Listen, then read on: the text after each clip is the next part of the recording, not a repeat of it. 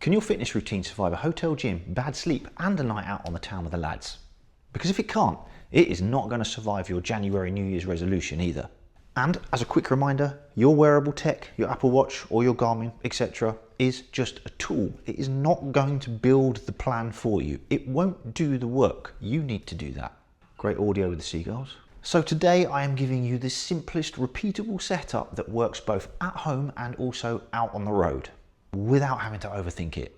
Hey, Tim here, all things real life for tech, travel and fitness, giving you simple solutions to help you keep moving in the right direction. Now, if you've just joined a gym, maybe it was a Black Friday deal, or perhaps a Christmas gift that you've had early or maybe late, depending on when you watch this, or maybe you're doing the classic, I'll wait till January and then I am on it, then this video is for you. Because right now is where most people do one of two things. They do nothing until the new year, or they go full chaos trying to catch up and get it all done now. But this video is the middle path. Simple, realistic, and it actually works. This is tested stuff. 17 years I've been doing this. This works, especially if you travel, you work long hours, busy family life, or you're just trying to stay consistent using your tech to help you move towards those goals. So in the next few minutes, I'm going to give you a beginner plan that you can repeat, a travel version that you can do from hotel gyms, a simple nutrition approach that isn't going to ruin your Christmas or your New Year, and how to use your wearable tech without getting distracted by dodgy calorie numbers or anything like that. If you're ready, let's get into the good stuff. Now, we're going to build this plan around 4 pillars: train, move, eat, recover. Simple. And if you nail those 4 things, everything else on top of that is optional. And here's the biggest beginner mistake. People end up picking random workouts, then rely on motivation, then wonder why nothing changes. Because, believe it or not, motivation is not actually there whenever you need it. Think about it. When you wake up and you're feeling great and everything's moving in the right direction, you can get in the gym and you can smash it. And then there are days where you wake up and you think, I don't want to do it. I don't feel like it. My apathy for this is shocking. That's the point you need motivation. But motivation isn't there at that point. So don't rely on it. So I'm going to give you a plan that does the opposite. You don't need to rely on motivation here. This is a plan you can follow even when that motivation has run off into the distance. And also, just a quick one here, if you want me to make this even simpler for you and take the thinking away from it so you don't have to worry about it, link below. I've written multiple training programs. They're there. You can follow them from home or the gym, wherever you feel like is best for you, and you'll be able to make good progress. All you've got to do is show up. I've done the rest. Well, you still need to lift the weights, but you know what I mean. Right then, back to the plan. Here's something I hear a lot. And I mean, I hear this a lot. It's the, oh, I need to get fit before I go to the gym. Or, oh, I can't join a run club until I get a bit better at running. Or, you get the idea. But here's the thing. The gym is where you go to get fit. Run club is where you go to get better at running. You see where I'm going with this? But I do understand it. These places can be intimidating. I mean, not so much in here maybe, but if you walk into a commercial gym, particularly in January where it's going to be very busy, it can be mega off-putting if you've not been in there before and you're not used to it. But here's something to think about. If you're feeling nervous, all I want you to do is walk through that door and use your first 2 or 3 sessions to just figure out your level. Where are you right now? Where do you feel most comfortable? Split the gym into 3 sections: cardio, resistance machines, free weights. So dumbbells, barbells, kettlebells. Which one of those 3 sections do you feel most comfortable in right now? And start in that one. Then when you've done that, move on to the next bit. Go and play, like literally play on the equipment and see what feels good, what doesn't feel good. You'll be able to figure stuff out from there. You're going to be learning as well, and then we learn something, and if it works, we repeat it. Simple. So to really streamline the process here is a simple beginner plan that will work if you're new to this. It's the same exercises which we repeat, and then we progress with those exercises as we go. I've got 2 workouts, workout A and workout B. I'll pop those up on the screen for you now. This is a 3-day-a-week session and you'll be in and out of the gym in about 30 minutes, maybe quicker if you really push it a little bit, but I don't want you spending lots of time in the gym. You just don't need to. So workout A then, very quickly, I've written these down on my notes. We've got leg press or a goblet squat, and we're going to do 3 sets of 8 to 12 reps. Again, just start off at a nice easy level, figure out where you are and get used to that movement first of all. We're then going to move into an upper body with chest press machine or bench press or a push up or whatever you're comfortable with, again for that pushing movement. And again, 3 sets, 8 to 12 reps. We're going to move to some pulling, so we're going to go to a lat pull down, nice and simple machine there, nothing crazy to worry about. Again, 3 sets, 8 to 12 reps. Then we're going to move to what's called the posterior chain, so your calves, hamstrings, glutes, lower back, and to a lesser degree mid upper back. We're going to do Romanian deadlifts, but we're going to use dumbbells again, just keep it nice and simple. And this time we're going to go for 2 sets of 8 to 12 reps. And then we're going to finish off with a little bit of midline work, classic plank holds. Do them from your knees or from the toes, go on your forearms or on your hands, whatever is more comfortable for you. And we're just going to do 2 rounds, aiming for about 30 seconds on, 30 seconds off. And then when we finish that, hop on a piece of cardio equipment like a gentle exercise bike for 3 to 5 minutes.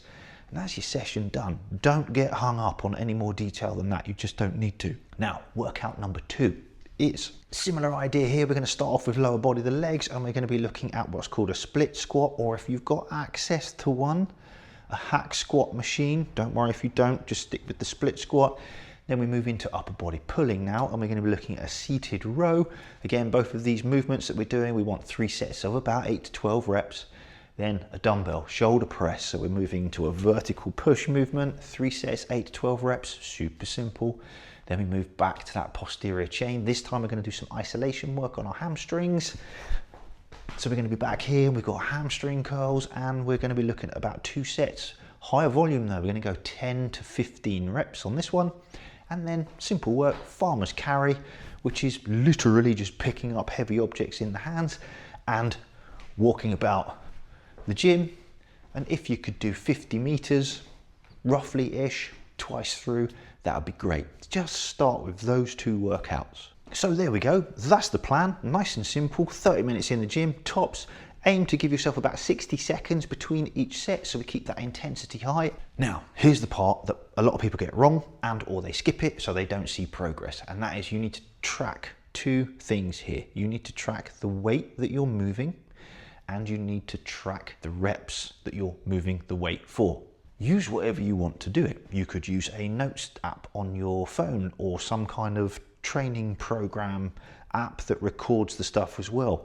If you download one of my programs, you'll have access to my training app in which you can just put your notes in there. So again, I've taken that away. You don't need to worry about it. It's all in there. If you want, go old school and use a notepad and a pencil. I love seeing people use notepads and pencils in the gyms because that tells me that they're serious about improving health and fitness. Now, every time you repeat a workout, try this. Can you add on an extra rep or 2? Or can you increase the weight incrementally? I'm not talking loads here, just a little bit. Not both and not every single session, but every time you repeat the workout, try one of those 2 things and progress fairly quickly. Okay, at the beginning I was talking about 2 options here. We had the gym version and the hotel travel version. So back to my notes on the screen, Zoe and I, we travel a fair bit, and I have had some experiences in hotel gyms, so let me make this a little bit easy for you. You know what I mean, the type of hotel gym where you've only got a set of dumbbells at 12.5 kilos and a treadmill that is about to collapse on you. So well, don't worry, I got this covered. So here's a quick workout for you then. Grabbing that dumbbell, we've got goblet squats. Make it harder, slow the movement down. Simple. You don't need more weight, you can just slow the movement down. That increases time under tension. We're getting too technical, Tim, not that. This is start off nice and simple. Then we've got 3 sets of 15 reps again. Give yourself 60 seconds in between. Then we move to a dumbbell RDL. Hopefully this is all up on screen for you. I'm reading it from my notes, make sure I don't get it wrong. Dumbbell press. Flat bench or incline, doesn't matter. 3 sets, 8 to 15 reps, depending on how you feel. Single arm rows, we've just done a horizontal push, so we should be doing a horizontal pull. We want to even that body out so we don't walk around like that. We don't want to be one of those goons that walks around the gym doing this because they haven't bothered to open up their shoulders. Then we move into lower body movement again. We've got some weighted walking lunges. They can get challenging. Never underestimate a walking lunge.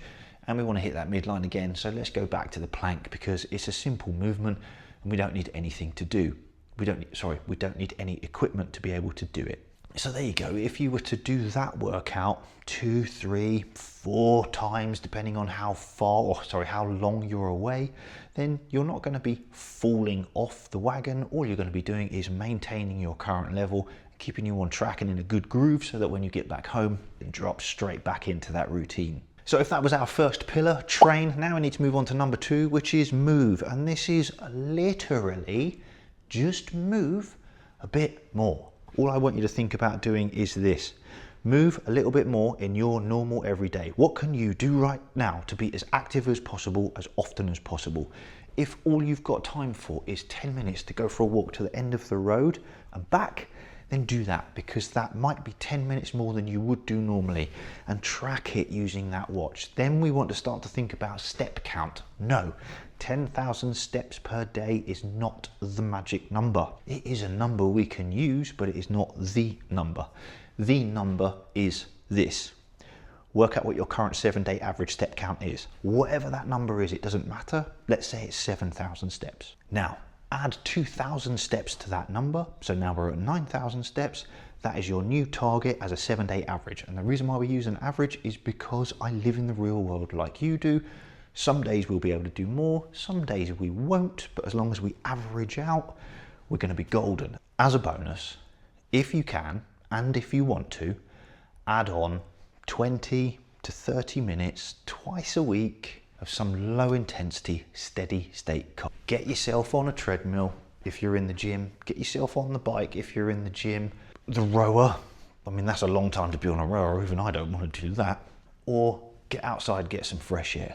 But just do the non-negotiable, be as active as possible, as often as possible.